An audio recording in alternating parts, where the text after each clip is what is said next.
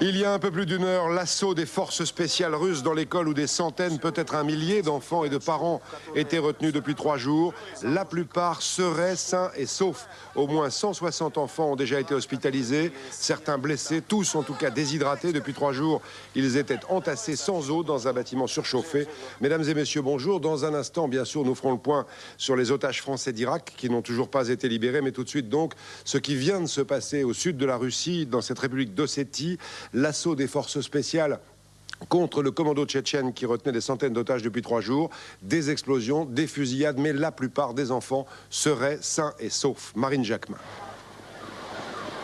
La télévision russe montre les images en direct des familles qui se retrouvent bouleversées et qui croisent sur les brancards les blessés, certainement les morts. La télévision russe montre les images en direct des familles qui se retrouvent bouleversées. Le commando aurait fait fonctionner des charges explosives, ce qui expliquerait l'effondrement partiel du toit et les blessés. Des membres du commando auraient réussi à s'échapper du bâtiment en tirant au hasard sur la foule et se seraient retranchés dans une maison voisine. D'après nos informations, il ne s'agirait pas à proprement parler d'un assaut, mais de la conséquence de la fuite d'un important groupe d'otages. À l'heure qu'il est, les forces russes affirment que l'école serait totalement sous leur contrôle. Et selon un responsable des services de sécurité, la majeure partie des enfants seraient en vie. Il y aurait 160 personnes hospitalisées. 5 membres du commando sur la quinzaine auraient été abattus. Bien entendu, toutes ces informations sont à prendre au conditionnel, mais il semble bien que cette prise d'otage de l'école de Beslan soit à présent terminée et qu'une fois de plus, Vladimir Poutine ait préservé son image de leader inflexible. D'après nos informations, il ne s'agirait pas à proprement parler d'un assaut. La majeure partie des enfants seraient en vie.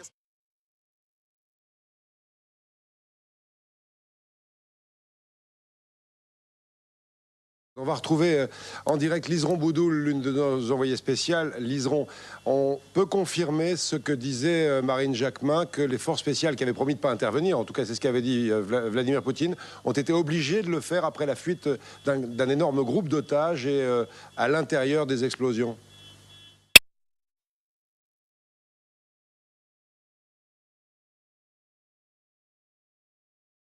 Oui, en fait, elles ont été obligées d'intervenir et elles auraient même profité de l'évacuation des cadavres des personnes qui ont été tuées au début de cette prise d'otage pour lancer l'assaut. Donc les terroristes ont été relativement surpris.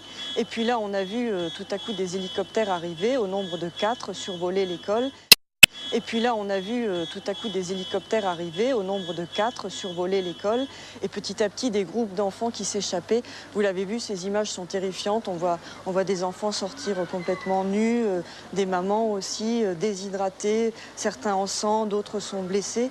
Un spectacle assez terrifiant. Mais la bonne nouvelle, Jean-Pierre et Marine le disaient, c'est qu'il y a beaucoup d'enfants qui ont réussi à s'échapper et beaucoup d'enfants sont en vie. La plupart des enfants seraient en vie, nous dit l'agence Interfax. La plupart des enfants seraient en vie, nous dit l'agence Interfax.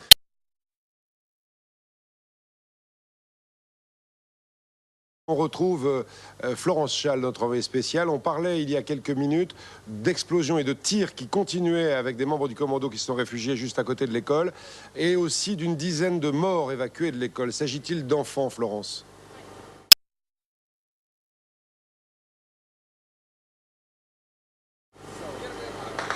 Écoutez Jean-Pierre, malheureusement je ne peux pas vous dire si ce sont des enfants ou pas, mais il y a malheureusement de fortes chances parce que pas mal d'adultes ont réussi visiblement à s'enfuir.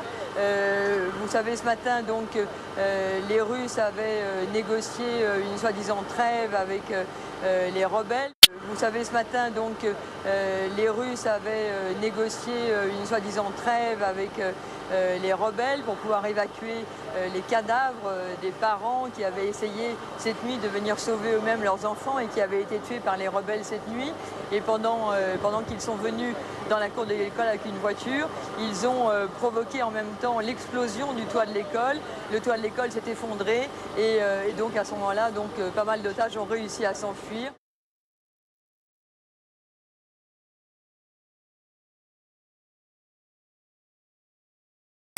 Le commando aurait fait fonctionner des charges explosives, ce qui expliquerait l'effondrement partiel du toit et les blessés. Les Russes avaient négocié une soi-disant trêve avec les rebelles et pendant qu'ils sont venus dans la cour de l'école avec une voiture, ils ont provoqué en même temps l'explosion du toit de l'école. Le toit de l'école s'est effondré et donc à ce moment-là, pas mal d'otages ont réussi à s'enfuir. Le toit de l'école s'est effondré et donc à ce moment-là, pas mal d'otages ont réussi à s'enfuir.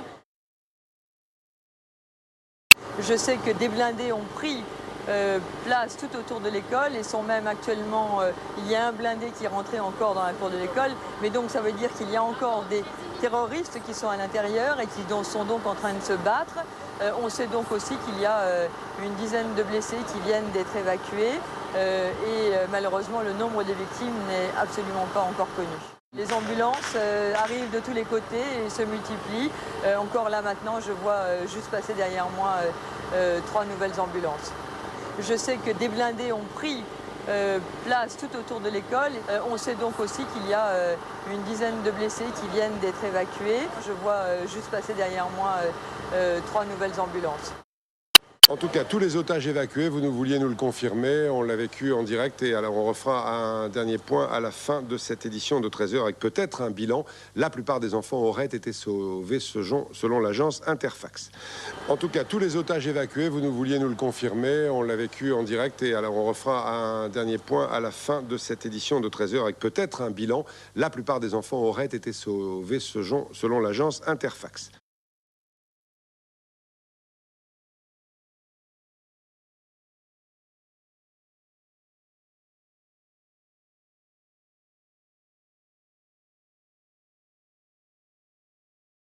En Irak, je vous le disais en titre, toujours pas de nouvelles de nos confrères Georges Malbruno et Christian Chesneau, mais leurs ravisseurs, dans un communiqué diffusé sur Internet tout à l'heure, parlent de décision prochaine. Ils affirment aussi qu'aucune autre organisation ne négocie pour eux. En tout cas, depuis hier, l'espoir d'une libération prochaine avait grandi. Le point avec Michel Scott.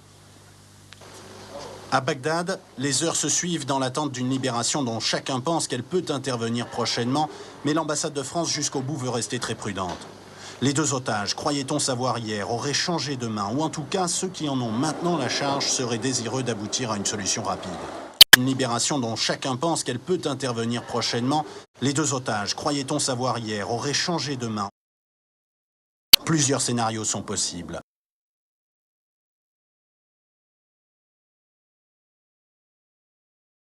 Un passage par le siège du comité des oulémas, lieu classique des libérations d'otages. Un transfert direct vers l'ambassade de France ou encore un transport vers l'aéroport quasiment situé sur le chemin pour une exfiltration rapide.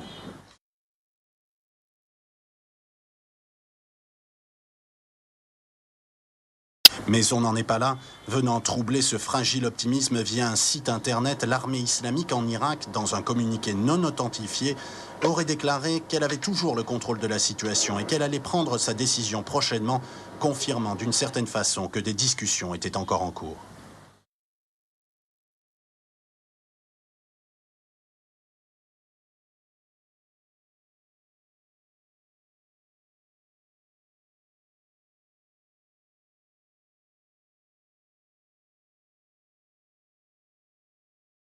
Oui, hier, Michel Barnier, notre ministre des Affaires étrangères, était confiant mais prudent, disait-il. Et ce communiqué de l'armée islamique irakienne, s'il est vrai, cette armée qui détient nos 2 confrères, semble lui donner raison. Jean-Pierre Abou, vous êtes comme tous les jours en direct avec nous à Bagdad. Prudence. Oui, c'est vrai qu'il y a beaucoup de prudence parce que c'est vrai que ce communiqué n'a pas été authentifié.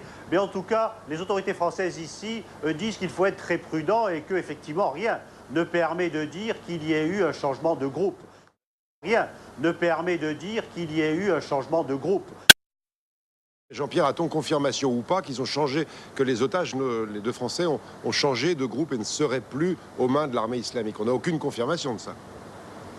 Aucune confirmation, et d'ailleurs le message sur Internet qui semble exact, même s'il n'a pas encore été totalement authentifié. Le message sur Internet qui semble exact, même s'il n'a pas encore été totalement authentifié, laisserait supposer justement qu'ils sont toujours entre les mains de ce groupe, enfin en tout cas de cette organisation, mais qu'il y aurait quand même une décision qui aurait été prise par cette organisation de relâcher nos deux confrères. Simplement, ils seraient confrontés actuellement à des problèmes pratiques, les problèmes justement de pouvoir opérer cette libération en toute sécurité dans une zone de combat, dans une zone extrêmement dangereuse. Merci Jean-Pierre. Comme pour la Russie, bien sûr, on vous retrouve à tout moment dans le courant de ce journal si vous avez du nouveau.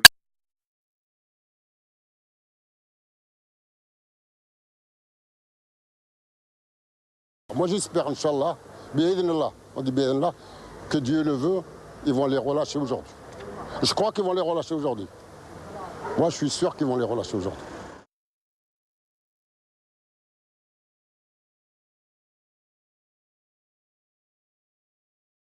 C'est peut-être au milieu d'un vide-grenier ou d'une brocante que se trouvent aujourd'hui d'autres livres de prix à peine sortis d'une vieille malle. J'attendais avec impatience la fin de ce beau reportage de Dominique Thouard pour vous dire que Christian Chesneau et Georges Malbruno sont hors de danger. C'est une déclaration officielle du comité des oulémas. À l'instant, nous recevons un bulletin de l'agence France-Presse de Bagdad. Le comité des oulémas affirme que les otages français sont hors de danger.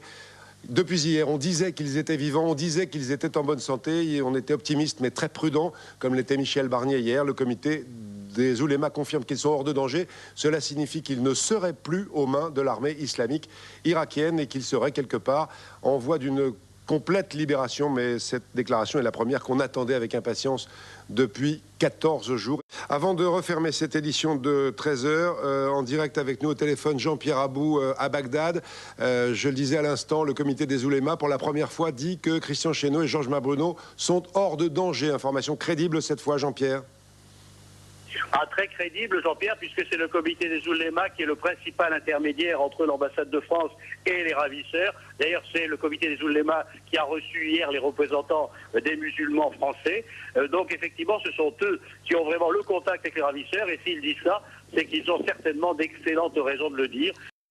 S'ils disent ça, c'est qu'ils ont certainement d'excellentes raisons de le dire.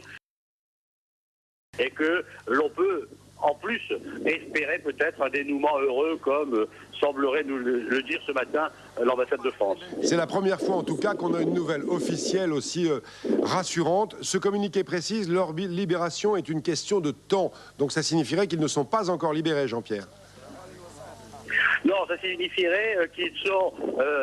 ça signifierait... Il faut être très très prudent dans ce que l'on dit, mais ça signifierait que d'abord la décision de les libérer a été prise et que les ravisseurs ont trouvé une solution pour les libérer en toute sécurité, donc éventuellement pour les remettre à un chef de tribu ou à un autre groupe ami qui pourrait opérer cette libération sans risque.